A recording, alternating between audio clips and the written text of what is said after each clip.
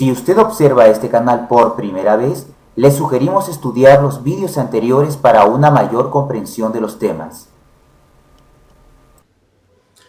Bienvenidos a este su canal gnóstico Gnosis Síntesis. El presente vídeo he decidido dividirlo en 3 partes.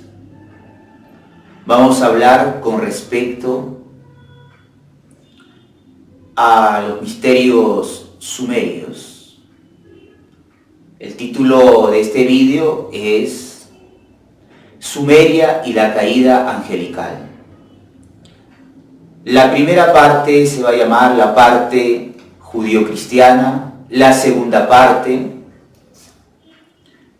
la parte sumerio-griega, y la tercera parte, la parte gnóstica, que es la que las envuelve a todas, la que las explica a todas, la que devela esa parte oculta de las culturas antiguas. Caída angelical. Bien, recordando un poquito el vídeo anterior, dijimos que la creación inicialmente, Dios como fuerza creadora se desdobla a sí mismo en fuerzas sexuales, leyes universales, fuerza sexual masculina, femenina y neutra.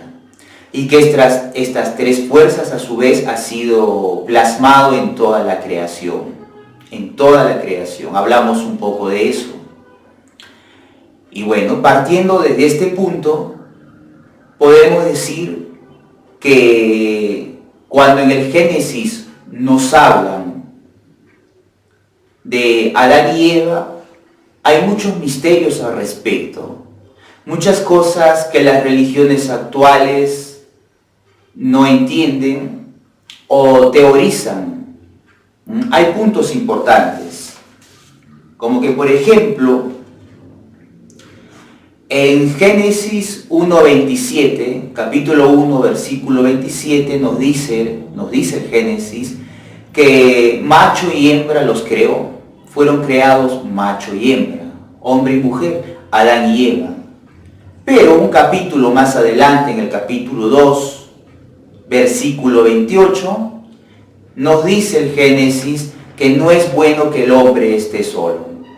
Extraña afirmación. Un capítulo atrás nos dice que macho y hembra fueron creados, pero en el siguiente capítulo nos dicen que no es bueno que el hombre esté solo, nos dicen que está solo, ¿no? Y que es necesario crearle una compañera. Y en el Génesis 2:21 nos dicen que Jehová hace caer un sueño profundo sobre Abraham. Y en Génesis 2:23 nos dice, ya cuando está la mujer hecha, dice, no es carne de mi carne, será llamada varona puesto que salió de mí. ¿No? Bueno, afirmaciones contradictorias aparentemente. Entonces, ¿fueron creados Adán y Eva al comienzo o no?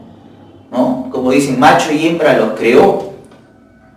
¿Y por qué es que un capítulo más adelante nos dice la Biblia que Adán está solo y que es necesario crearle una compañera? Bueno, esto ha sido motivo de discusión, de mucha teología, de mucho análisis y de muchas hipótesis. Pero habría que entender, pues, como ya dijimos, que la Biblia es un libro de tipo ocultista, es un libro simbólico, alegórico. La Biblia tiene conocimientos en simbología que tienen que ser entendidos no intelectualmente, sino con la conciencia.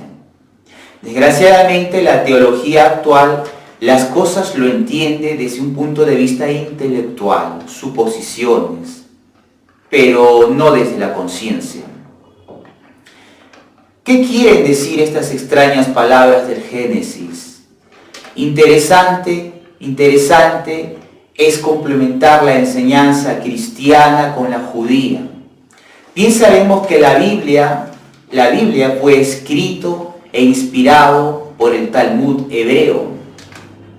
El Talmud hebreo, pues son aquellas enseñanzas dentro del judaísmo que estudiaba, analizaba, discutía todo lo concerniente a la religión judía, respecto a la teología judía, respecto a las narraciones judías, respecto a sus mitologías, a sus historias, a sus creencias, a sus simbolismos ocultos. El Talmud estudia todo esto y es más antiguo que nuestro cristianismo. El Talmud estudia todo esto, ¿no? Y en el Talmud hay muchas verdades que tendríamos que entender. Dentro del judaísmo hay libros sagrados que merecen la pena el estudio, como por ejemplo el Zohar. El Zohar, también conocido como libro de los esplendores, iluminación. Pues resulta que el Zohar, o dentro del Zohar, está la parte principal de la Cábala hebraica. La Cábala, que en su parte más esotérica encierra la ciencia de los números, la numerología. Los números simbolizan muchos secretos de la historia de esta humanidad, muchos secretos relacionados al despertar del hombre, secretos místicos trascendentales, con los cuales el hombre puede encontrar su redención. El Zohar, o libro de los esplendores, ¿no? Este libro se le atribuye la escritura del Zohar a cierto rabí, ¿no?, llamado Shimon bar Yochai. Se dice que este hombre escribió este libro, el Zohar, alrededor del siglo II, en aquellas épocas en las cuales existía la persecución romana. Aquel, dice la leyenda, la mitología, que también tiene una parte simbólica, dice que aquel rabí con su hijo, escondidos en una cueva durante 13 años, por inspiración divina, ¿no?, por inspiración divina, hubo de escribir el Zohar, en la cual está, obviamente, la Cábala hebraica. Muchos en el judaísmo concuerdan y han sospechado que la Cábala oralmente fue transmitida de generación en generación, de labios a oídos, de forma oral, a sus antiguos patriarcas, como es el caso de Moisés o Abraham, hasta que este rabí los escribió en este libro de los esplendores. Ciertamente que ahí hay secretos que tienen que ser estudiados, ¿no? También el Zohar, bueno, mirando mis anotaciones, dicen, obviamente el Zohar también va a estudiar una parte de lo que es la Torá. ¿Y qué cosa es la Torá? Pues la Torá es la ley mosaica, ¿no? Es la ley para los judíos, la ley mosaica. Y cuando hablamos de mosaico nos estamos refiriendo a Moisés. También es conocido la Torá como el Pentateuco. Penta es 5 y Pentateuco quiere decir pues los 5 primeros libros del Génesis, la base judía. Esa es la Torá, el estudio, o está relacionado pues a este Pentateuco, a los 5 primeros libros del Antiguo Testamento. También existe otro manuscrito que es conocido como el alfabeto de Ben Sirá, donde hay muchos estudios del judaísmo ahí.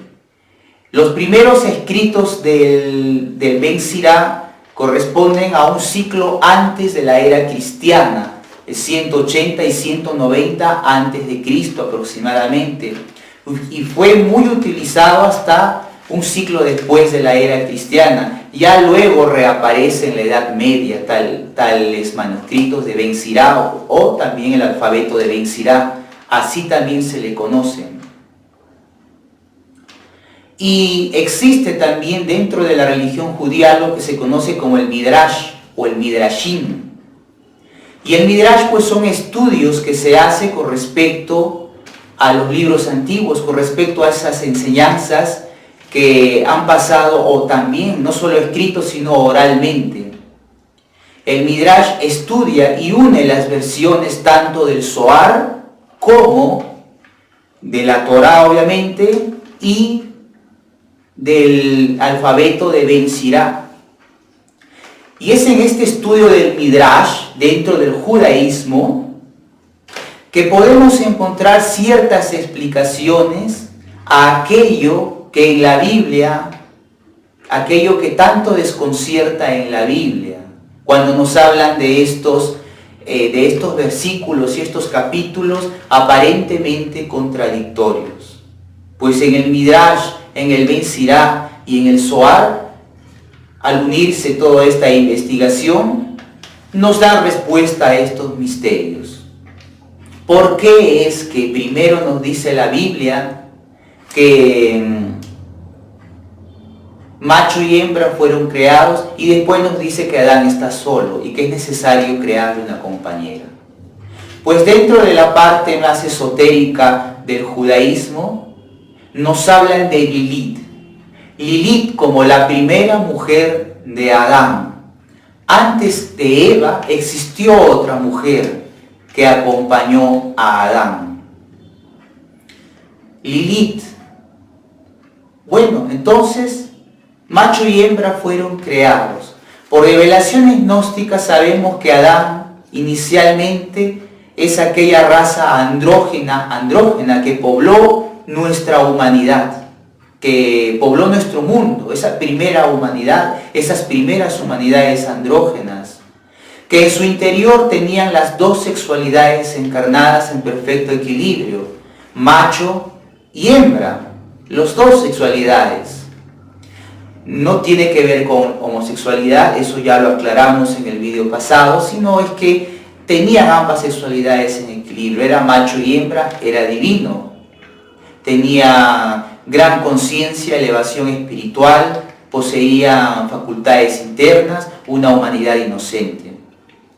Y que cuando la Biblia nos comenta con respecto a que de Adán se saca la costilla, de la costilla de Adán sale la mujer Eva, que nos está hablando eso, nos está haciendo referencia a la separación de los sexos.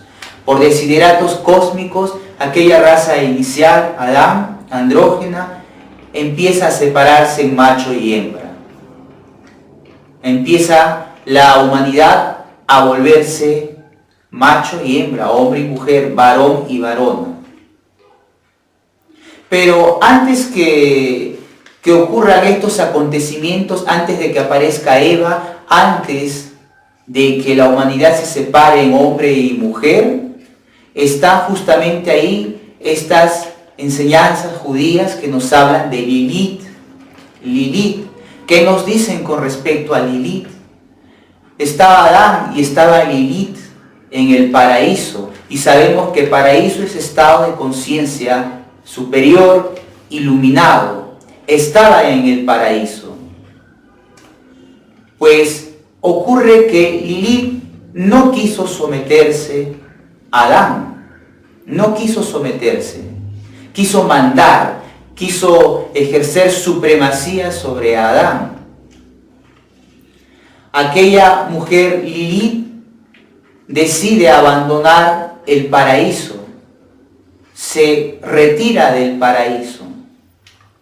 Cuando Lilith está retirándose del paraíso, pues se le acercan 3 ángeles de Dios a pedirle que regrese al paraíso. 3, recordemos que la ley del 3, fuerza sexual masculina, femenina y fuerza neutra, Dios expresándose en estas 3 leyes creadoras, que también son esas fuerzas con la cual el hombre edénico mantenía una conciencia iluminada, secretos en la sexualidad, secretos tántricos entre hombre y mujer, para conservar el estado de iluminación. 3, ahí no hay ninguna casualidad.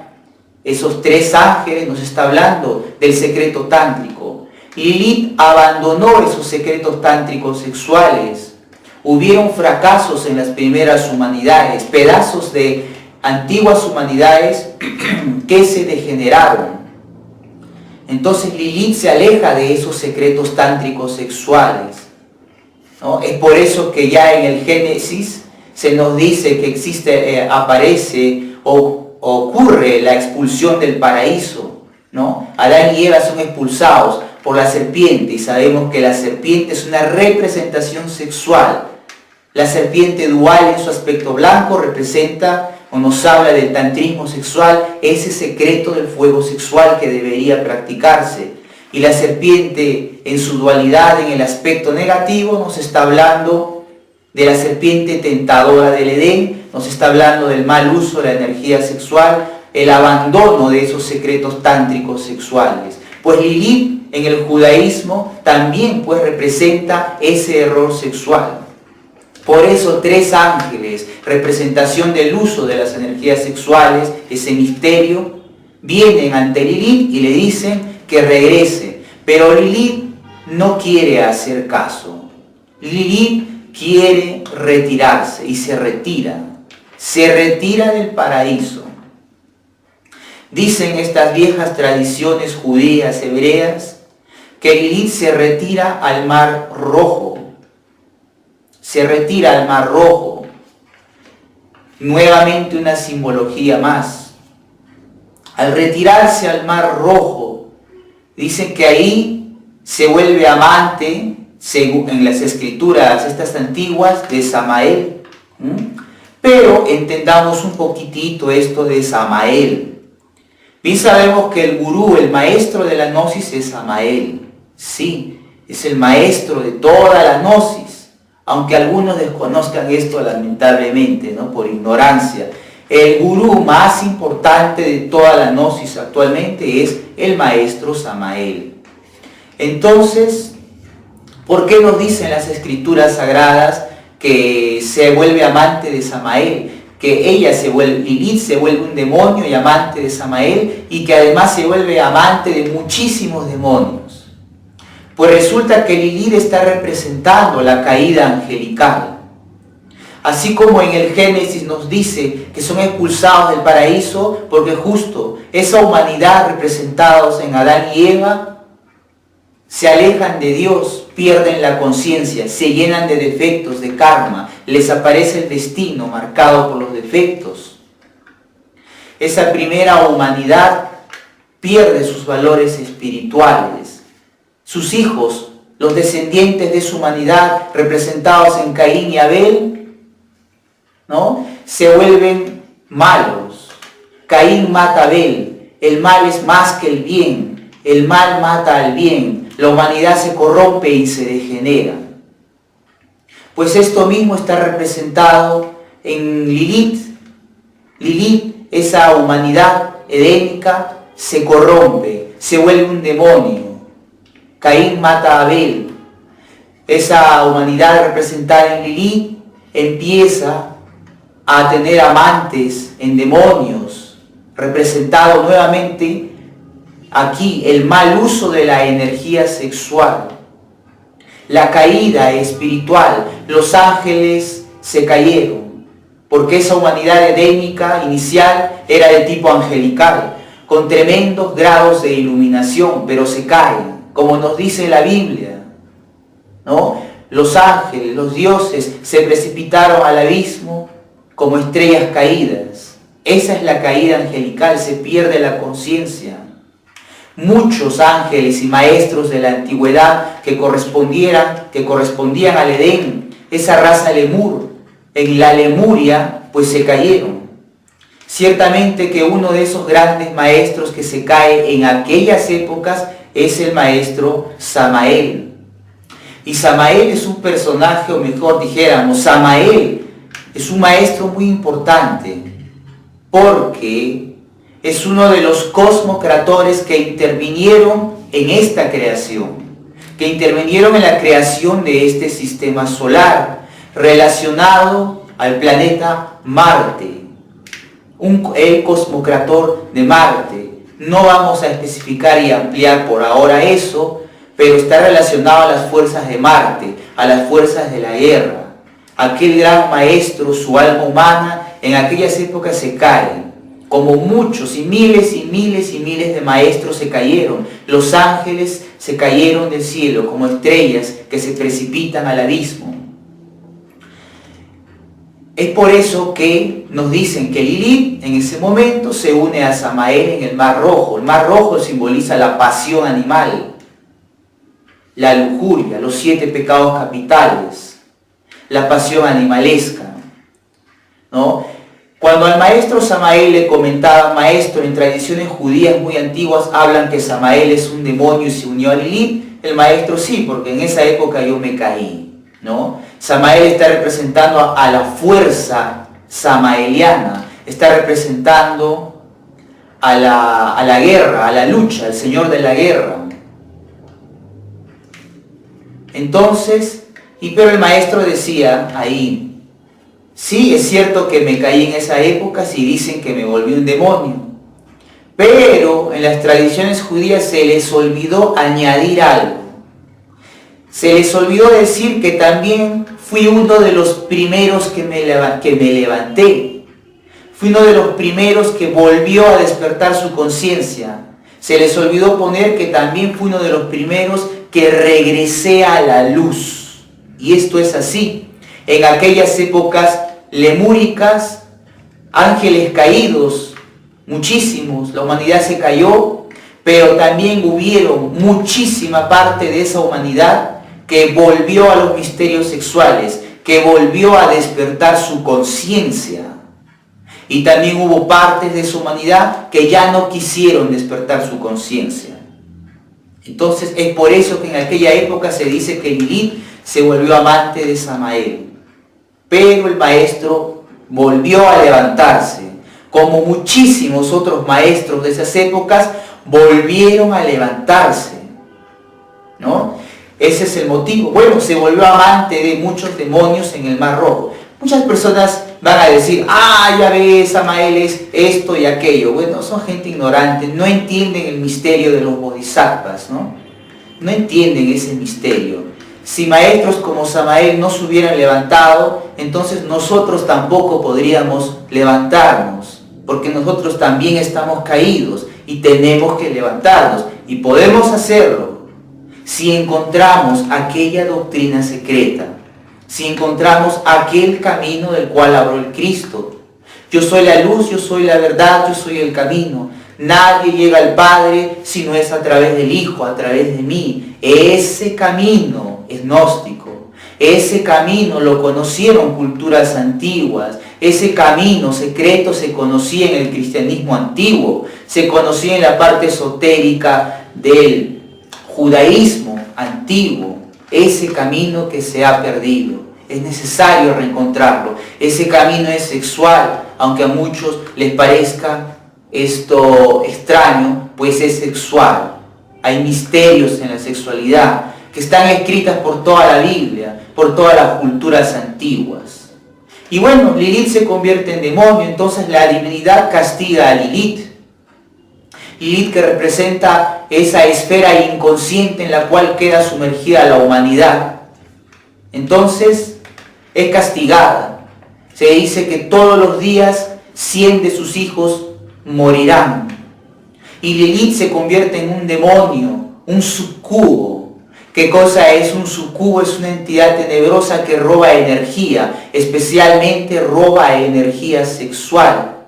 Se dice de Lilith que era un demonio que asesinaba niños, que mataba criaturas en su cuna. Un demonio tentador de la noche, tentador, qué cercano esto a la serpiente tentadora del Edén. Un demonio tentador de la noche que roba la energía sexual, que viene en sueños a robar la energía sexual. Todo esto es simbología. Lilith representa aquellos defectos psicológicos que nos alejan de Dios Padre. Lilith representa la causa de toda la abominación egoica que llevamos dentro. El delito fue sexual. Todos los defectos tienen un origen en la sexualidad mal llevada, mal encaminada. Nos llenamos de demonios, nos llenamos de agregados psíquicos, defectos en la Biblia conocido como los 7 pecados capitales, del cual se derivan, del cual se ramifican miles y miles de defectos que nos han metido en karma, en inconsciencia. Entonces aquella humanidad representada en Lilith se vuelve tenebrosa. Aparece con mucha fuerza aquello que es conocido como la logia negra. Los hijos de Dios se dividen en 2 bandos, en 2 secciones, la logia blanca y la logia negra, la batalla de la luz contra las tinieblas, alegorizado en tantas culturas. Nos hablaron de esto mucho antes de que se escribiera la Biblia, mucho antes de que se escribiera el Antiguo Testamento, la batalla de los dioses.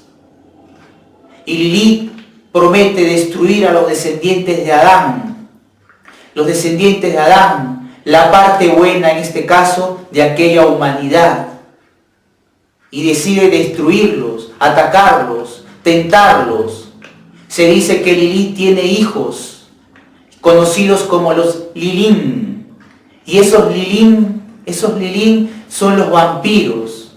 Los vampiros, ¿no? Se dice que esos Lilín tienen un aspecto vampiresco, ya que absorben energía especialmente sexual. ¿Sí? Es muy interesante estudiar este aspecto de los conocimientos internos del judaísmo. Lilith representa esa inconsciencia, la primera mujer de Adán. Esto nos explica aquellas enseñanzas de nuestro cristianismo, del Antiguo Testamento, que dice que macho y hembra los creó. Claro, la humanidad andrógena. Y más adelante nos dice, después de la separación de los sexos, nos dicen que el hombre está solo. ¿Y por qué estaba solo? Ya había sido dividido el hombre, el Adán edénico, macho-hembra, en hombre y en mujer, ¿no? Ya había sido dividido. Nos dice, Adán está solo.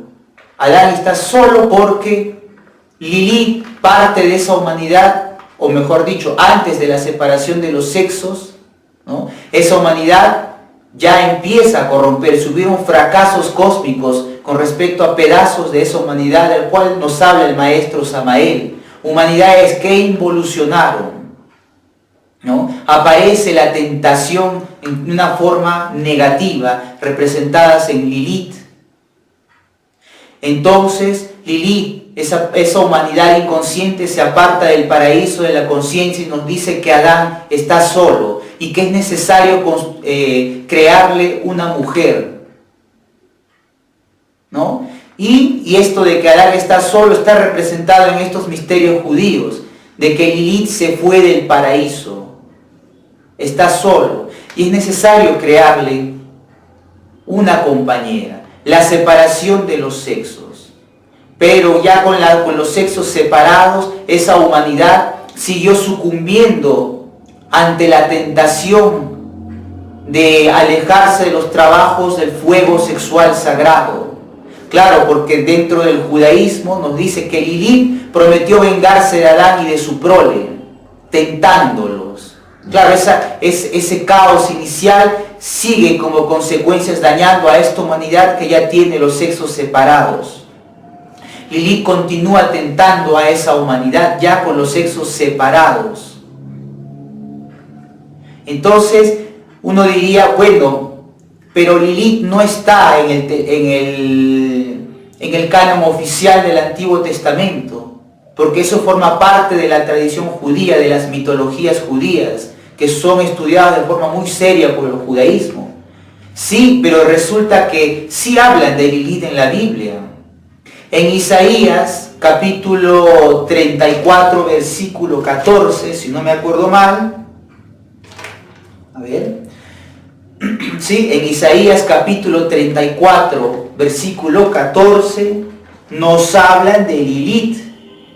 Nos hablan de Lilith. ¿Y qué dice textualmente? Dice: las fieras salvajes se juntarán con hienas, y un sátiro llamará al otro. También allí reposará Lilith, y en él encontrará descanso, Isaías 34:14, y esto sí corresponde al canon oficial de la Biblia. Nos hablan de Lilith.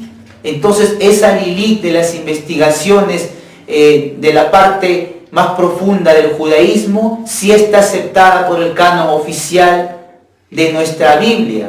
Está aceptado. Vemos cómo se va uniendo la parte mitológica con la parte oficial. Ciertamente que Lilith existió, pero es una simbología de muchos acontecimientos que ocurrieron en nuestro mundo. La parte mitológica del judaísmo y la Biblia oficial pues son lo mismo y son complementarias. Pero esto de Lilith es mucho más antiguo de lo que nosotros podemos imaginar, ¿no?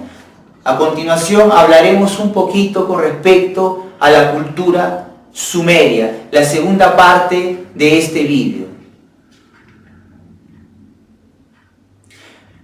Bien, la cultura sumeria, la poderosa cultura sumeria es muy antigua, es muy antigua.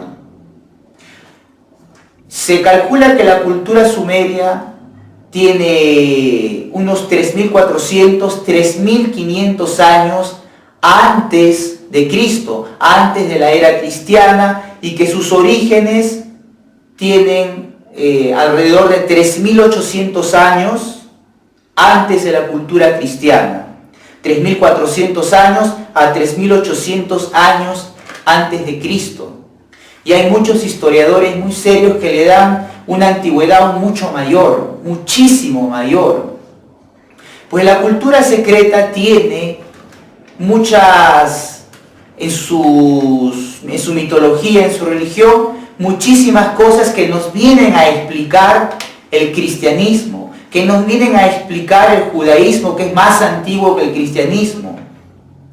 Pues la religión sumeria inicialmente existe, y cuando desaparecen los sumerios quedan como descendientes directos de ellos, pues la cultura acadia, los acadios de la ciudad de Akkad. Los acadios absorbieron toda la cultura de los sumerios, toda su mitología, toda su religión, sus leyendas, sus narraciones, sus mitos, su sabiduría, lo absorbió todo. Así como los romanos absorbieron toda su cultura de los griegos, pues los acadios absorbieron todo de los sumerios. Hablar de los sumerios es hablar prácticamente de los acadios y de los acadios de los sumerios. Cuando los acadios desaparecieron, pues los herederos de esas culturas, uno de los más importantes herederos, pues fue la antigua Babilonia.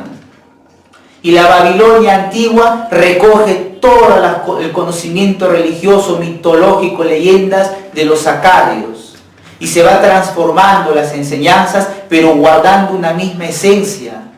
Y parece increíble, pero todas estas enseñanzas vienen a complementar al judaísmo y al cristianismo. Vienen a complementar, nos entregan claves para entender aquellos misterios que las religiones no han podido entender de su religión. Pues bueno, fue encontrado cierto poema en Babilonia llamado el poema de Enuma Elish. En tal poema se narran tradiciones babilónicas, acadias y sumerias, en la cual nos hablan de la creación y tiene importantes paralelismos con nuestro Génesis bíblico, importantísimos, a tal punto que pareciera que el Génesis, los escritores del Génesis, se hubieran copiado de los sumerios. Y no es que se han copiado, no. Lo que pasa es que los pueblos antiguos tenían un mismo conocimiento universal, expresado en distintas lenguas, expresado en distintas simbologías, pero era un mismo conocimiento espiritual. ¿Y qué nos dicen con respecto a la antigua Sumeria? Nos dicen, por ejemplo, al comienzo existía el abismo absoluto, claro, ese Dios incognoscible de la Biblia, ese Dios que no podía ser conceptualizado, ¿no? Existía una gran montaña en ese absoluto, Y esta gran montaña fue partida por un Dios en dos partes, dando lugar al cielo y a la tierra. De él emergieron tres dioses, nuevamente tres. La ley del tres, fuerzas sexuales, masculina, femenina y neutra, las tres leyes de la creación, ¿no? Y estos tres dioses crearon al hombre del barro. ¿Qué nos dice el Génesis? Que Dios crea a Adán del barro, ¿no? Del barro, ¿sí? De la tierra. Y acá también Sumerio, que es más antiguo que la Biblia, más antiguo que el cristianismo, más antiguo que el judaísmo. Miles de años más antiguos de que se escribiera la Biblia, nos dicen que estos tres dioses crean al hombre del barro, el barro del Apsu, ¿no? Del barro del Apsu. En el panteón acadio nos dicen que nacen del agua del Apsu, que es básicamente lo mismo, ¿no? Crearon al hombre del Apsu, del barro del Apsu, ¿no? Y había una diosa llamada la diosa Tiamat, que contenía el agua salada, el mar. Y de la unión del Apsu, que es una representación de Dios Padre, y de Tiamat, que es una representación de Dios Madre, y que es el agua salada, la unión de esas aguas crea al hombre. Con eso se crea la vida en la tierra. Y nos dicen que crean también dos serpientes, llamados Lamu y Lahamu. Dos, Adán y Eva, crean a Lamu y a Lahamu, dos serpientes nuevamente. Porque ya sabemos que estas dos serpientes tienen relación con la serpiente tentadora del Edén, pero en un sentido opuesto. La serpiente representa la energía sexual, el secreto tántrico que practicaba la humanidad edénica para mantener su conciencia iluminada, para mantenerse en el estado paradisiaco de la conciencia, el paraíso, el Edén, ¿no? Estas son las dos serpientes que alimentaban la conciencia, Lamu y Lahamu, dentro de la antigua Sumeria. Y que cuando Adán y Eva, ya en el Génesis, dejan esos secretos tántricos sexuales representados en la serpiente, pues entonces se dejan sucumbir por su parte opuesta, la serpiente tentadora del Edén. Estas dos serpientes, Lamu y Lahamu, le daban vida al Edén sumerio. Es interesante estudiar el Génesis bíblico. En él encontramos que lo que le daba vida al Edén era un río, y ese río se divide nuevamente en cuatro brazos, se divide en cuatro ríos. Ese río, aguas, todo nace del agua, como dicen los sumerios. Agua, representado en las glándulas sexuales de hombres y mujeres, la energía sexual tántrica blanca, que en la Edad Media fue escondido de manera simbólica dentro de conocimientos alquímicos en la alquimia medieval. El agua se divide, ese río, en cuatro ríos en el Edén. ¿Qué representan estos cuatro ríos que le dan vida al Edén, a la conciencia de ese primer hombre inicial? Pues representan dos de esos ríos, las gónadas sexuales masculinas, donde se gesta la vida, donde se gestan las aguas seminales. Los otros dos ríos representan los ovarios femeninos, donde se gesta la energía seminal, donde se gesta la vida, ¿no? Y esto daba vida a ese Edén, a esa conciencia, porque esas aguas seminales del hombre y la mujer deben ser unidas en una transmutación sexual. Tal transmutación sexual le permite alcanzar estados de iluminación, le permite usar los poderes metafísicos relacionados a esos chakras, centros magnéticos de poder. Le permiten al hombre estar en un estado superior, unidos con Dios, encarnar a la divinidad, volverse maestros. De esto nos habla la Biblia cuando en uno de sus pasajes nos dicen, ya cuando los sexos se separaron, ¿no? Dicen, en el Génesis capítulo 2, versículo 23, nos dicen,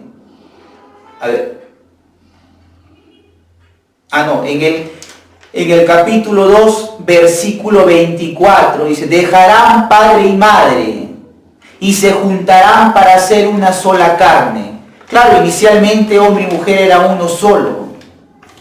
Pero cuando hay la separación de los sexos, dice dejarán, ¿no? Padre y madre y se juntarán para hacer una sola carne. Porque si inicialmente cuando existía el andrógeno divino había estado de conciencia iluminada, pues ahora para volver a ese estado de conciencia iluminada, eso que se separó en hombre y mujer, tienen que unirse nuevamente en una sola carne. No es que nos vamos a volver andrógenos otra vez, no.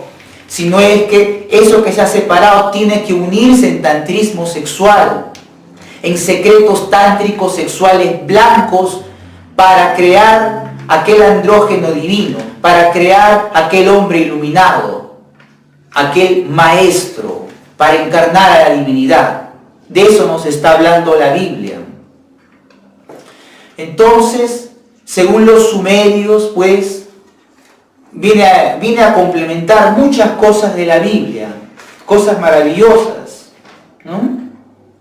¿Y qué nos dice además en la antigua Sumeria? También nos hablan de Lilith, aunque esto a muchos les parezca extraño, también nos hablan de Lilith. Y recordemos que es miles de años antes que se escribiera el Génesis, la Biblia. Antes, mucho antes, nos hablan también de Lilith, ¿no? ¿Y qué nos dicen de Lilith? Pero antes de eso, algo interesante. En el poema de Enuma Elish sumerio, nos dicen que hubo 3 intentos por crearle una compañera a ese primer Adán. A ese primer Adán hubo 3 intentos por crearle una compañera. El primer intento fue un fracaso. El segundo intento también fue un fracaso, a tal punto que la segunda creación fue un monstruo horripilante que espantó a Adán, lo espantó. Esta segunda creación tiene relación con Lilith. Y es la tercera creación nuevamente en la cual se le crea una compañera para ese Adán sumerio. A ese Adán sumerio, ¿no? 3, nuevamente 3, ley del 3, energía sexual masculina, femenina y neutra. En la tercera nos habla pues también de Lilith. Esa es la primera mujer de Adán en el mundo hebreo.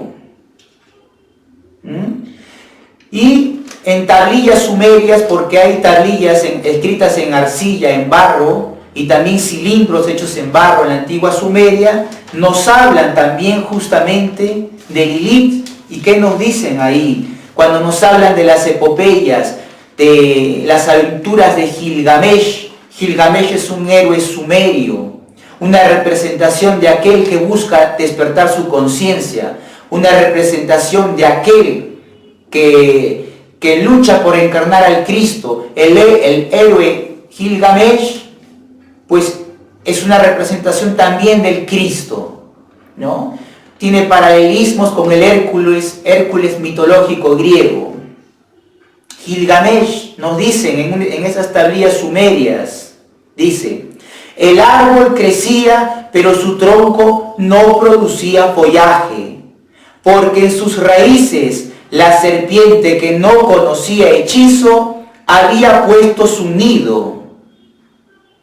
En su interior la joven Lilith había construido su casa. La joven siempre risueña, siempre alegre, la joven Inanna, como lloraba ahora. Qué interesante. Nos hablan de un árbol, dice, el árbol crecía pero su tronco no producía follaje. Ese es el árbol del bien y del mal. Ese es el árbol del Génesis bíblico, ¿no? El árbol es una representación relacionada al secreto sexual tántrico para despertar la conciencia.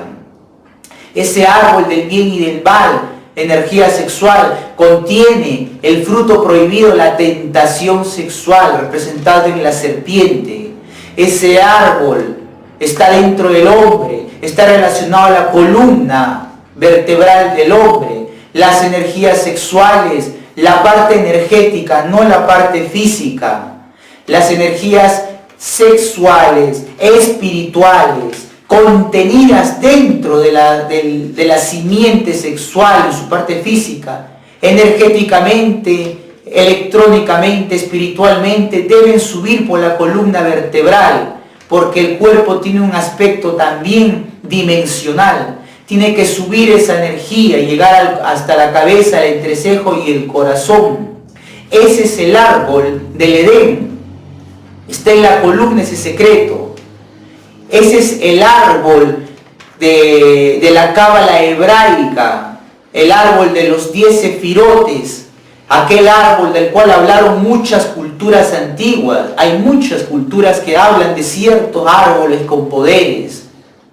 Ese es el árbol que también nos hablan acá. El árbol crecía, pero su tronco no producía follaje. Claro, pues, porque Adán y Eva se dejaron tentar por la serpiente tentadora.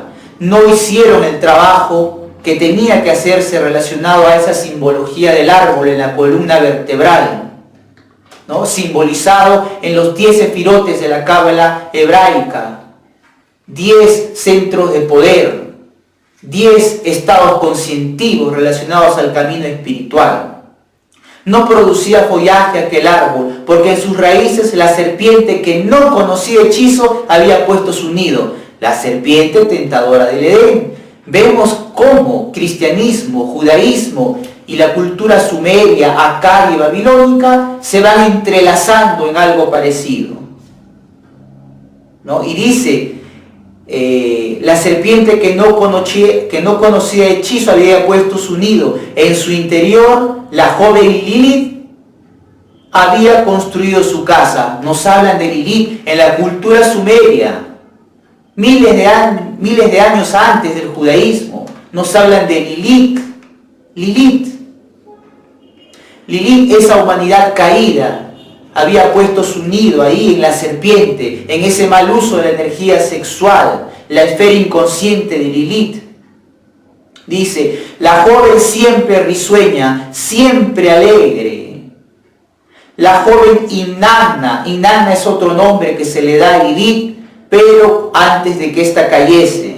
La joven Inanna, ¿cómo lloraba ahora? Claro, pues esa humanidad ya maldita dentro del judaísmo, ¿no? 100 de tus hijos morirán, ya habitando con demonios, o sea, con la inconsciencia.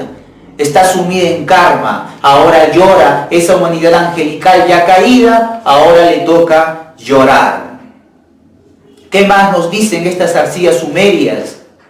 Nos dicen, entre las raíces, Gilgamesh, el héroe Gilgamesh, abatió a la serpiente, así como el Perseo griego, mitológico, abate, destruye a la gorgona que tiene un nido de serpientes en su cabeza, así como el héroe Hércules se enfrenta a la hidra que tiene muchas cabezas serpentinas. Así Gilgamesh abate a esa serpiente, así como el héroe Thor en las mitologías nórdicas tiene que enfrentarse a una poderosa y gigantesca serpiente para que logre llegar a lo superior y muere enfrentándose a esa serpiente. Pues de la misma manera el héroe Gilgamesh se enfrenta a esta serpiente que ha hecho su nido en el árbol de la vida, del bien y del mal. Se enfrenta, dice, entre las raíces Gilgamesh abatió a la serpiente que no conoce hechizo. En su copa el pájaro Indukut, tomando a sus pequeñuelos, hubo de huir al monte. Este pájaro es una representación del Espíritu Santo, del alma. El Espíritu Santo representado en el cristianismo en una blanca paloma, en el mundo egipcio representado en el ibis, en los misterios incas representados en el cóndor, en los misterios de culturas centroamericanas, en el antiguo México, maya y azteca representado en el colibrí sagrado, en el quetzal sagrado, el Espíritu Santo relacionado a ese trabajo tántrico sexual, pues aquí también nos hablan del pájaro Indugut, dice, escapó tomando a sus pequeñuelos, hubo de huir al monte, porque estaba atrapado en ese árbol, el alma. Y en su interior, la Virgen Lilith, Virgen le dicen, ¿no? La Virgen Lilith desecha su casa, hubo de huir al desierto, al destierro. Porque Gilgamesh, que representa aquel que está levantándose, aquel que está despertando la conciencia, aquel que está alcanzando su maestría, tiene que vencer esa esfera inconsciente representada en Lilith, esa esfera inconsciente ligada al mal uso de la energía sexual, relacionado a los defectos psicológicos que cargamos dentro de nuestra psicología en esos niveles dimensionales. Tenemos que expulsar a esa esfera inconsciente representada en Lilith dentro de nosotros mismos. Vemos que hay paralelismos entre cristianismo, judaísmo y cultura sumeria. Vemos que hay paralelismos incluso con las mitologías griegas que enseñan grandes enseñanzas esotéricas, maravillosas y portentosas enseñanzas esotéricas. Bien, esta segunda parte pudiera llamarse pues parte sumeria griega, ¿no? Bueno, entonces vemos aquí nuevamente que nos hablan de Lilith. Vemos que nos hablan de Lilith. También hay muchas tradiciones que nos comentan con respecto al héroe Gilgamesh. Esto tiene paralelismo con el héroe griego, Hércules. Hay una epopeya de Gilgamesh que nos dice, a ver, déjenme buscar. Bueno, nos dice que Gilgamesh está con su amigo Enkidu. ¿Quién es Enkidu? Enkidu era una especie como de un ser sobrenatural que inicialmente intenta matar al héroe Gilgamesh, pero no puede matarlo. No puede matarlo. Al no poder matarlo, nos dicen que Enkidu se vuelve amigo de Gilgamesh y empieza a ayudarle. Y Gilgamesh a partir de ese momento empieza a desarrollar grandes maravillas, grandes portentos, grandes hazañas, ayudado por su amigo Enkidu. Esto nos recuerda a Hércules. Hércules también hace grandes hazañas ayudado por su amigo Iolao. Tienen ahí una simbología que es lo mismo. Bueno, ¿qué nos dice la tablilla sumeria? Nos dicen An, que es el dios en el mundo sumerio, y Anu, que es el dios en el mundo acadio, que son lo mismo, que bien pudiera ser el Zeus de la mitología griega. Nos dicen, An se había llevado el cielo, cuando Enlil se había llevado la tierra, cuando a Ereshkigal se le había llevado al infierno, como su presa. Ereshkigal era una diosa que fue raptada por un demonio llamado Kur, con aspecto de serpiente, otra vez la tentación aquella, que vivía en las aguas primordiales, que nos están hablando del infierno, ¿no? Aquel demonio vivía en las aguas primordiales. ¿Y qué nos dicen las escrituras, no? ¿Qué nos dicen esas escrituras sumerias? Que cierto héroe tiene que descender al abismo a libertar a esta diosa.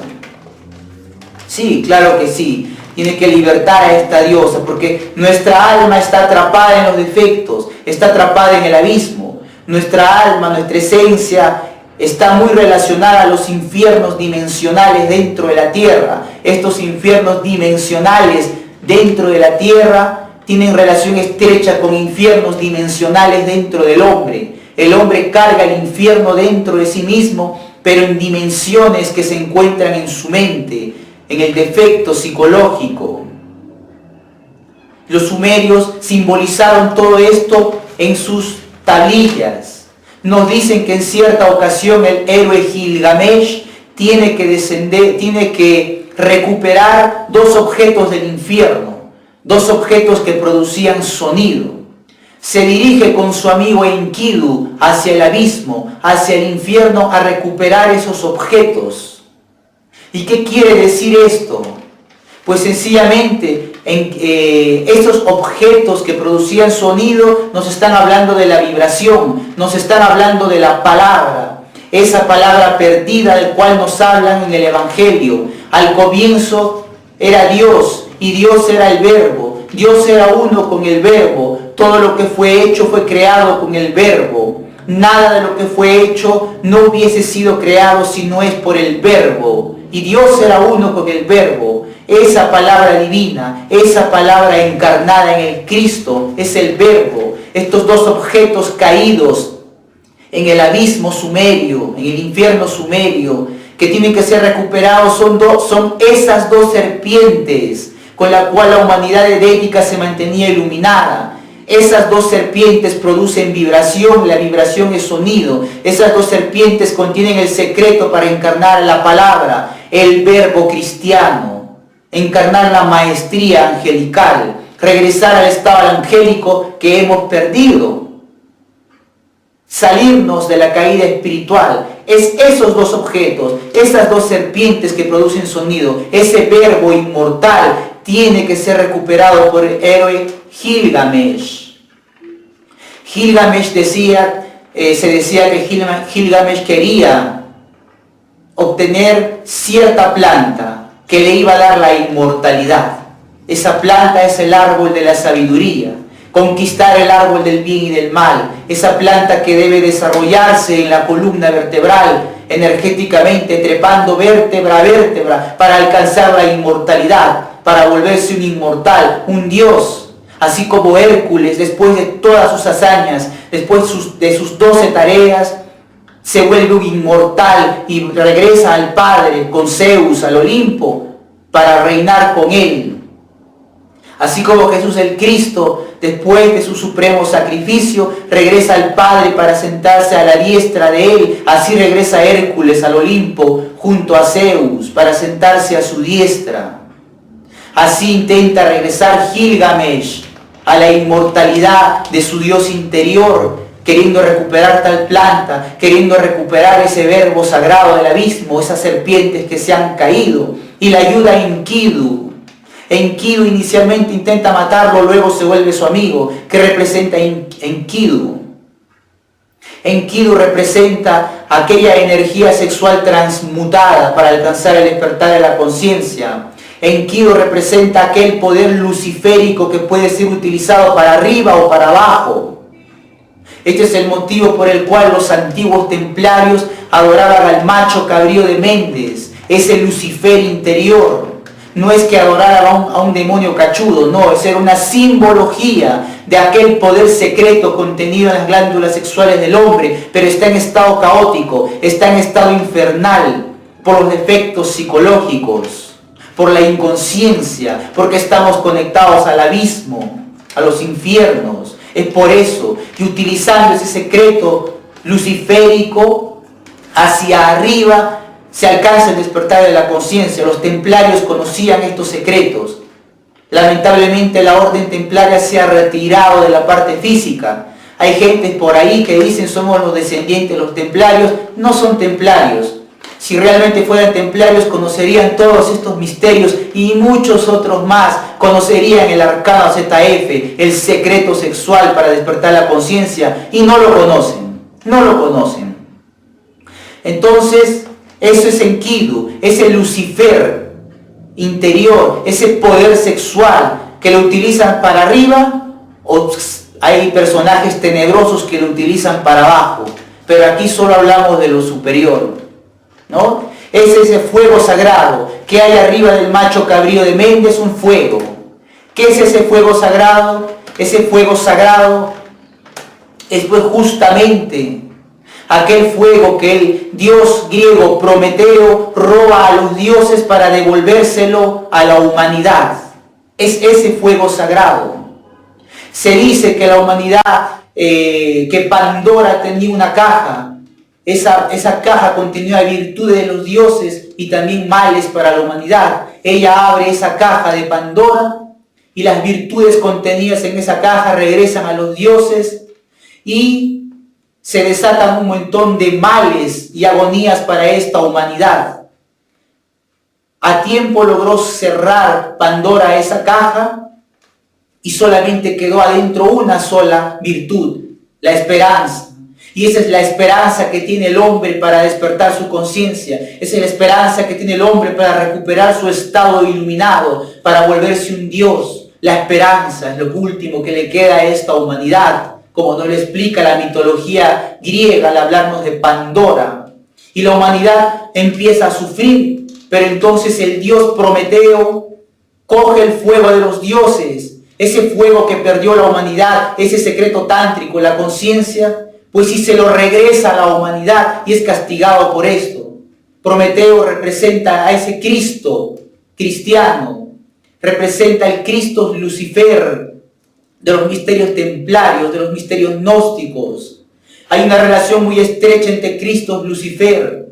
Lucifer es una fuerza que puede ser utilizada para arriba para encarnar a la maestría crística y es una fuerza que puede mandarte también al abismo si los utilizas mal. Y la humanidad actual utiliza mal esa fuerza. Y le devuelve Prometeo ese secreto y es castigado. Porque ¿qué hace esta humanidad con todos los maestros que intentan regresarle ese secreto del fuego sagrado a la humanidad? Pues los matan. ¿Qué hicieron con el Krishna? Lo mataron. ¿Qué hicieron con el Buda? Lo mataron. ¿Qué hicieron con el Maestro Jesús? Mataron su cuerpo físico, no su espíritu. ¿Qué hicieron con Zoroastro en la antigüedad? También lo mataron. ¿Qué ocurrió con los antiguos patriarcas bíblicos? Siempre los han intentado matar. A Moisés, a Abraham, todos los patriarcas bíblicos siempre fueron perseguidos. Porque ellos traían esos secretos, ese fuego de la sabiduría sexual a la humanidad. Y Prometeo está representando todo eso. Prometeo trata de devolverle ese fuego a la humanidad. Ese mismo fuego de los templarios. Entonces, vemos que se van concatenando las culturas. Todos representaron lo mismo, de distintas formas, porque inicialmente el conocimiento era uno solo, la esencia de todos los conocimientos. Entonces, Enkidu representa ese fuego sexual que utiliza Gilgamesh para despertar su conciencia. Tiene que recuperar eso del abismo porque nuestra psicología es abismal, nuestro mundo es abismal, nuestra psicología está sujeta a defectos. Y Enkidu, ese poder sexual, es su amigo, que le ayuda en sus hazañas.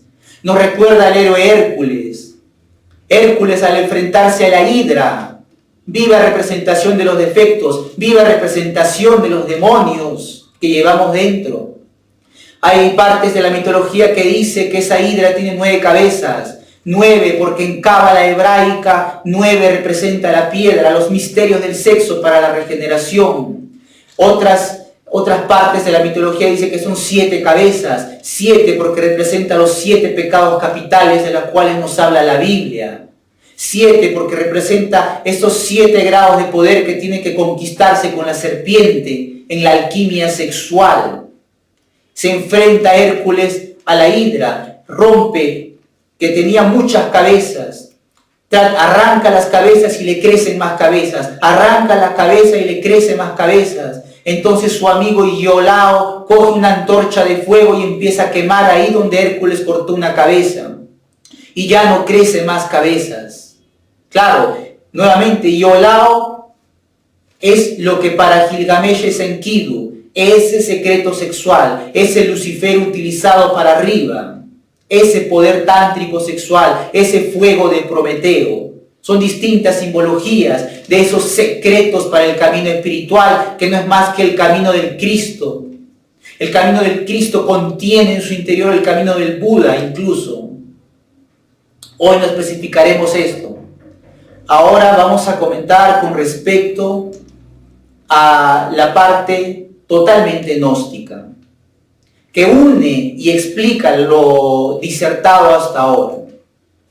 ¿Qué nos dice el maestro Samael con respecto a la parte gnóstica? Que nos va a aclarar muchísimo mejor lo que es el cristianismo, el judaísmo, lo que son las mitologías griegas, sumerias, mucho mejor.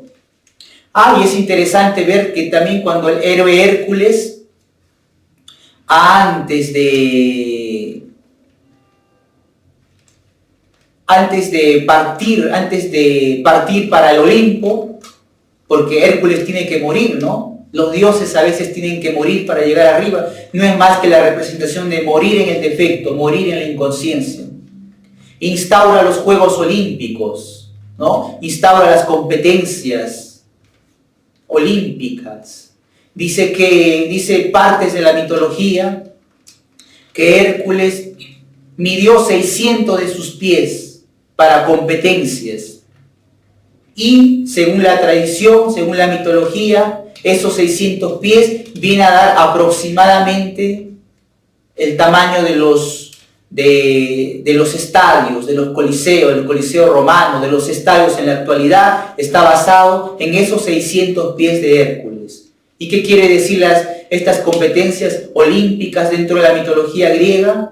Pues así como Hércules consiguió hacer el camino espiritual, consiguió despertar la conciencia, tiene que dejar una señal, tiene que dejar un camino para que los demás lo sigan y hagan lo mismo que él hizo. Y esas olimpiadas, que es un reto para el hombre, ¿no? Es que el hombre se vence a sí mismo, es que el hombre se entrene a sí mismo en ese camino espiritual, es que el hombre desarrolle facultades especiales representados en esas competencias, es que el hombre tenga una meta. Esa meta no es una medalla, es despertar la conciencia. Esas olimpiadas representan a aquel que emprende la batalla, el esfuerzo por regresar a ese estado superior, por regresar a ese Olimpo griego. Y aquel que consigue, vence en las pruebas. ¿Qué hay? ¿Cuál es la máxima representación de las olimpiadas? Pues el fuego, pues, ¿no? La antorcha olímpica, que representa ese fuego de Prometeo, ese fuego del Lucifer, del macho cabrío de Méndez, ese fuego que Gilgamesh intenta recuperar del abismo. Ese fuego, pues, es una representación oculta en las olimpiadas. Y Hércules deja esa huella oculta, esa huella simbólica en las olimpiadas. Muy interesante todo esto. Ahora, con respecto a la parte gnóstica. ¿Qué nos dice el maestro Samael con respecto a la parte gnóstica? Que nos va a explicar mucho mejor todo lo anterior. Pues resulta que en aquella época Lemur,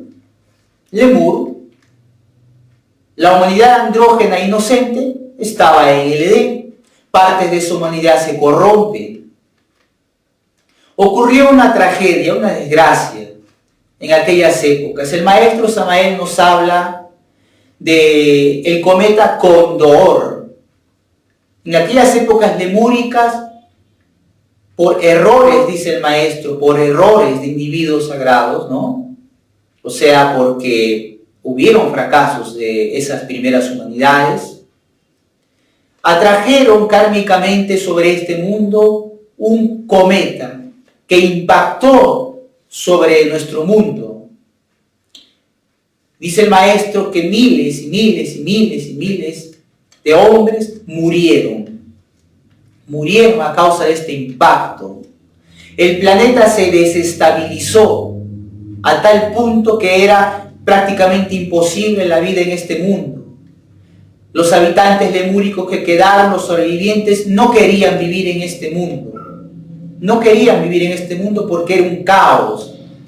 Aquel cometa había desestabilizado el planeta. Huracanes, volcanes por todos lados. No le tenían cariño a este mundo. Y además, como aquella humanidad inicial inocente practicaba el tantrismo sexual, empezaron a despertar sus facultades internas. Empezaron a ver hacia el futuro con sus poderes. empezaron a intuir instintivamente lo que iba a ocurrir más adelante. ¿Y qué vieron más adelante? Pues vieron que la humanidad edénica perdía sus valores espirituales, lo perdían todo. Vieron que esa humanidad edénica se volvía mala, cruel, se iba a estar sometida bajo las leyes del karma. En otras palabras, nos vieron a nosotros, vieron todo lo que iba a ocurrir en el futuro, vieron nuestra decadencia actual. Ya no querían vivir ellos en ese mundo. Estaban ellos, dice el maestro Samael, planeando suicidios colectivos, suicidios masivos. Porque en aquella época el hombre edénico moría a voluntad.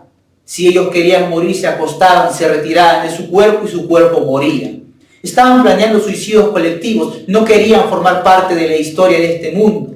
Si ellos se retiraban de este mundo hubiera muerto, porque un mundo tiene vida cuando hay seres vivos que lo habitan. Empezaron a intuir, nos dice el maestro Samael, que ellos eran simples maquinitas, porque un mundo tiene vida porque el hombre absorbe energía del cosmos, de los demás mundos, las transforma como una máquina y retransmite tales energías a la Tierra, y la Tierra de esta manera tiene vida. El objetivo de la creación era darle la vida a un mundo, unas máquinas, y ellos no querían ser simples máquinas, y aún más sabiendo lo que iba a ocurrir en el futuro. Entonces, grandes jerarquías del universo, queriendo salvar este mundo, mandaron una comitiva especial, una comitiva de dioses, de maestros. Entonces llegaron en una nave espacial, porque todo el universo está poblado de maestros espirituales. Llegó una comitiva mandada por las jerarquías divinas a nuestro mundo. Aterrizó una nave espacial en esta humanidad. Todos los hombres reconocieron quiénes eran. Estaba ahí el archifísico Sakaki, el arcángel Sakaki, el archifísico Loisos, acompañado de otros seres inefables. Estudiaron toda la problemática de nuestro mundo y decidieron darle una solución para equilibrar la geología de nuestro mundo, para equilibrar nuestro planeta Tierra y para conseguir que el hombre nuevamente le tome cariño a este mundo. Entonces, dentro de sus estudios, decidieron ponerle al hombre un apéndice conocido como la cola cundartiguadora, el cundartiguador. Hicieron ciertas modificaciones genéticas mediante la cual la humanidad ya separada empezó a nacer con ese apéndice, una cola que tuvo la humanidad en aquellas épocas. Esa cola fue sacada después. ¿Y qué iba a hacer esa colita? Pues iba a transformar fuerzas cósmicas, retransmitirlas a la Tierra y ayudar a que nuestro planeta se equilibre, cesen los huracanes, cesen los volcanes, para que se estabilice las consecuencias que dejó el cometa Cóndor al impactar con la Tierra. Y obviamente para que el hombre desarrolle un cariño a este mundo y quiera quedarse, y este mundo cumpla con aquel plano que tenían las jerarquías superiores de que 7 razas principales con sus 7 subdivisiones existieran en este mundo, para que se cumpla el mandato superior. Y así ocurrió. Esa humanidad tuvo esa cola durante muchísimo tiempo, pero algo más ocurrió ahí. Aquellos dioses siderales se retiraron y prometieron volver algún día para quitarle ese apéndice a la humanidad. Pero el maestro Samael nos dice un error de matemáticas transfinitas. Los dioses también se equivocan, dice el maestro, y es cierto, porque esta creación que está sujeta a la ley de la dualidad contiene el éxito y el fracaso. Los dioses lamentablemente tienen que interactuar a veces entre esa dualidad, porque esta humanidad, por libre albedrío, siempre ha tenido la libertad de hacer el bien y de hacer el mal. Y bueno, entonces, Después de mucho tiempo, dicen 3 años, dicen 300.000 años. Esta es una alegoría, 3 fuerzas sexuales, las 3 leyes primarias de la creación. Después de muchísimo tiempo regresaron. Ya no regresó Sakaki, porque aquel se había convertido en uno de los tetras sustentadores del universo. En su lugar, al mando de esa comitiva, porque antes al mando estaba Sakaki, ahora había venido el maestro Seboktartra. Seboktartra era el maestro encargado de esta comitiva y regresó Loisos, acompañados de otros seres inefables. El archiserafín Seboktartra. Unos dirán, pero serafín no es un término cristiano. Sí, es un término cristiano, pero no entienden que serafín es un grado de maestría. Es un estado de conciencia superior que no solamente se conoce en este mundo, sino en otros mundos. Así como el Cristo existe en nuestro mundo, en otros mundos también se conoce al Cristo porque es un grado de la maestría. Entonces, que no se sorprendan si decimos que este archiserafín Seboktartra estaba a mando de esta comitiva y llegó una nave espacial. Que no se sorprendan. Los misterios de acá son conocidos en otros lugares y tienen infinitos nombres. Y bueno, Seboktartra y Loiso se da cuenta del error que habían cometido. ¿Qué había pasado? Que aquel apéndice, aquel cundartiguador, estuvo demasiado tiempo con la humanidad. El maestro Samael dice, tuvimos ese apéndice más allá de lo normal. Se demoraron demasiado en regresar. Esto hizo que la psicología del hombre de la Lemuria se alterara, porque así como cambiaba fuerzas cósmicas para darle vida a este mundo, pues también el cundartiguador, ¿no?, al tenerlo demasiado tiempo, alteró también fuerzas psíquicas mentales. Hay cosas que en un tiempo están bien, pero más allá de un tiempo están mal. Es como tomar sol. Un rato en el sol está bien, bonito, pero quédate todos los días bajo el sol. Entonces ya está mal, pues, ¿no? Algo similar. Bueno, un ejemplo muy escueto, pero para que se den una idea. Mucho tiempo tuvo la humanidad el cundartiguador. Esto le alteró la psiquis. Empezó a desarrollar comportamientos psicológicos extraños. Bajo esos comportamientos psicológicos extraños empezó a producirse la caída sexual. Empezó a aparecer el agregado psíquico, el defecto psicológico. Aquella humanidad empieza a perder la conciencia, se da cuenta de todo esto, ¿no?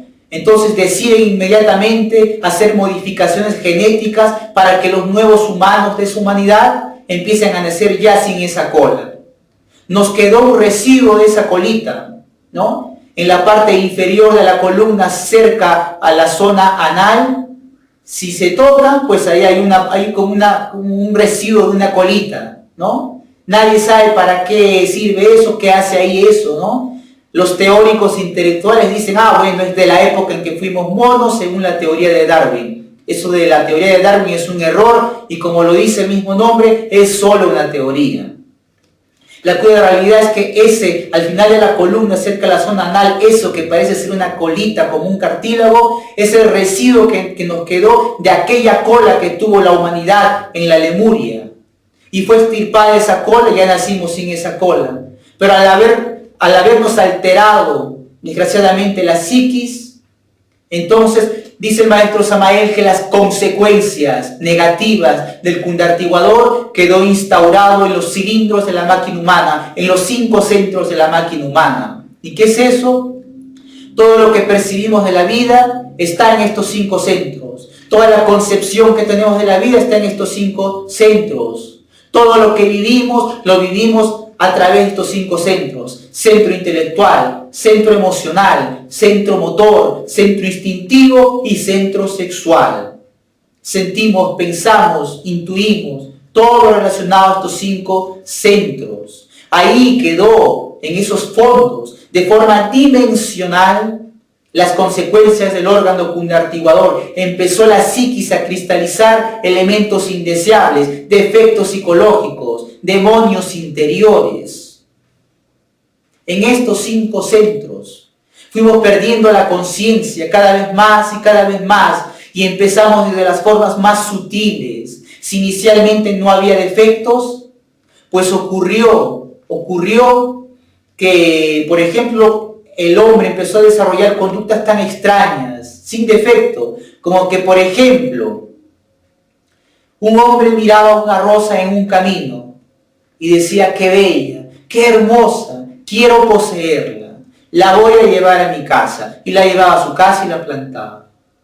Pasaba a su vecino y decía: oh, qué flor tan bella, yo también la quiero. Y la arrancaba y la llevaba para su casa. El tercero decía, el primero: oye, ¿qué te pasa? Esa es mi flor, ¿por qué te la llevas? Y empezó el conflicto. De esas formas tan sutiles empezó el sentido de propiedad. Cuando el hombre era inocente no había sentido de propiedad, no había tuyo ni mío, todo era de todos. Pero con la mente ya alterada empezamos a decir: esto es mío, esto no es tuyo, yo tengo más, tú tienes menos. Empezó la diferencia, empezó la disputa. Y empezó a alterarse la psicología de estas formas tan sutiles hasta la actualidad. Empezó el hombre psicológicamente a desarrollar un gusto, un placer por derramar las energías sexuales, porque antes no se derramaba, se transmutaba las energías sexuales y así el hombre estaba despierto, porque conocía aquellos secretos tántricos que esta humanidad ya olvidó. Aquellos secretos tántricos representados en aquel amigo de Gilgamesh, Enkidu, en aquellos secretos tántricos representados en el amigo de Hércules, Iolao. 3 vocales fundamentales: I, O, A, O. Ioao. I-A-O, ese I-A-O de los gnósticos, aquel secreto tántrico.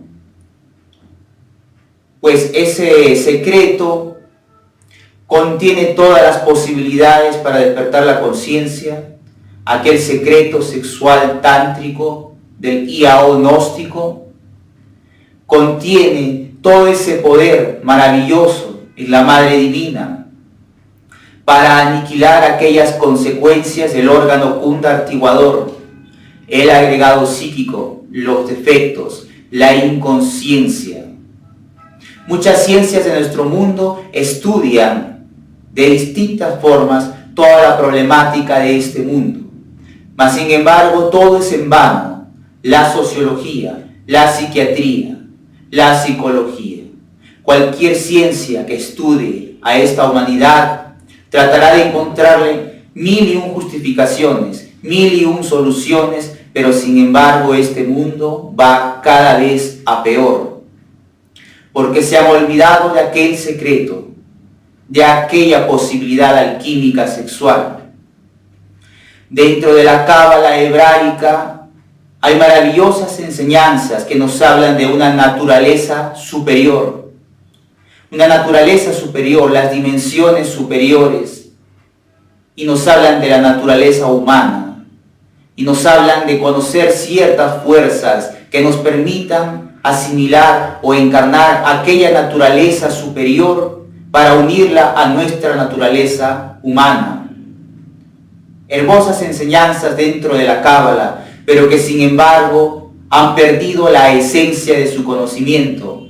¿Cuál es esa esencia? Pues esa esencia es lo que los gnósticos llaman arcano acetaífne, aquel poder sexual tántrico blanco. Si falta esa esencia, lamentablemente, maravillosos estudios como el de la cábala resultan siendo insuficientes, resultan terminando como algo intelectual. Las energías sexuales contienen el secreto para eliminar al agregado psíquico los defectos psicológicos, para eliminar las consecuencias de aquel órgano abominable la cola cundartiguadora, el cundartiguador. Esa es la raíz de todos los males de este mundo. Eso es lo que se desató en la mitología griega, lo que salió de aquella caja de Pandora que amarga a esta humanidad. Los defectos psicológicos deben ser estudiados, pero se debe comprender que tales defectos psicológicos tienen fondos dimensionales dentro de nuestro subconsciente.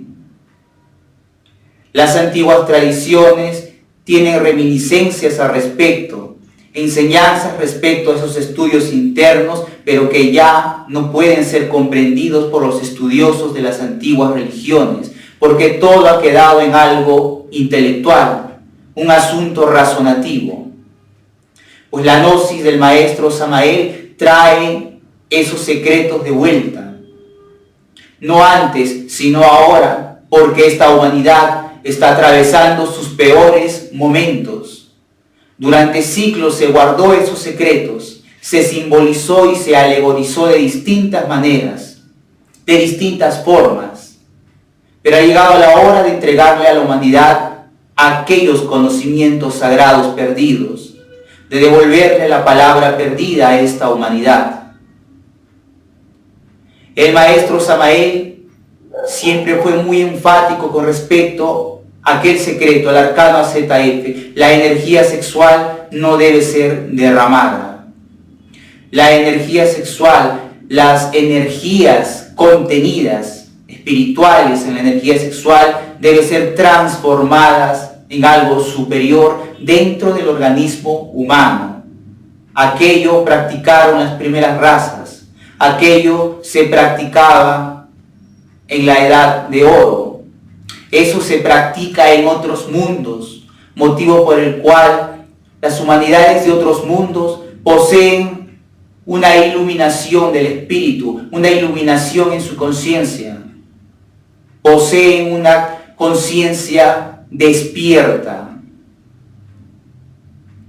La visión del maestro Samael fue entregar estos conocimientos y la esencia de la gnosis, el IAO de la gnosis, es los secretos del arcano AZF, el Sahaja Maituna. En las siguientes clases continuaremos hablando respecto a estos temas. Bien, hasta aquí la clase de este día.